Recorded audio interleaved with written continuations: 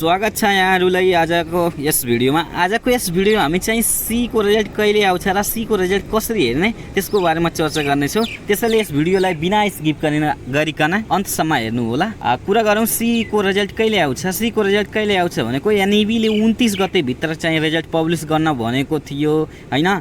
अब कहिले गर्छ, अहिले चाहिँ आज 28 गते रहेको छ, भोलि 29 गते हो। भोलि 29 गते भित्र चाहिँ पब्लिश गर्न भनेको थियो। ना हुन सक्छ, कुनै कारणवश कुनै टेक्निकल प्रब्लम भएको कारणले नहुन पनि सक्छ, तर जहाँसम्म लाग्छ भनेको जना त भोलिसम्म पब्लिस हुने आशा रहेको छ। अब कुरा आयो एससी को रिजल्ट कसरी चेक गर्ने। एससी को रिजल्ट चेक गर्नलाई एनईबी ले चाहिँ 26 गते एउटा नोटिस पब्लिस गरेको थियो, जसमा चाहिँ हामीले एससी को रिजल्ट कसरी चेक गर्ने।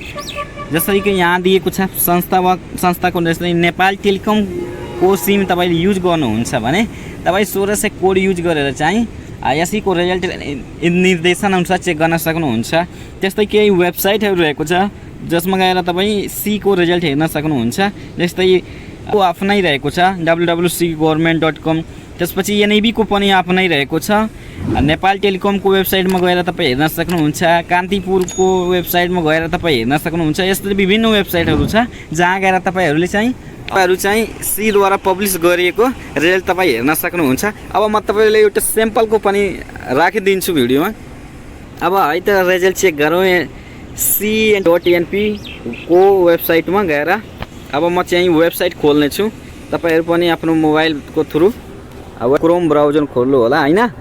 अनि क्रोम ब्राउजरमा गएर तपाई चाहिँ यहाँ सिम्पली के लेख्नु होला, c.ntc.np.2083 भनेर तपाई सर्च गर्नु होला।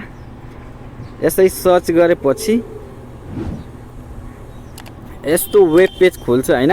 यसमा क्लिक गर्नु होला। नेपाल टेलिकम cntc.np मा गएर तपाई चाहिँ क्लिक गर्नु होला।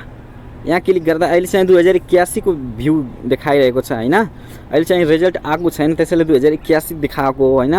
अहिले यस वेबसाइटमा रिजल्ट आएको छैन। रिजल्ट आएपछि यो वेबसाइटमा भिजिट गर्दाखेरि चाहिँ तपाईले रिजल्ट हेर्न सक्नुहुनेछ।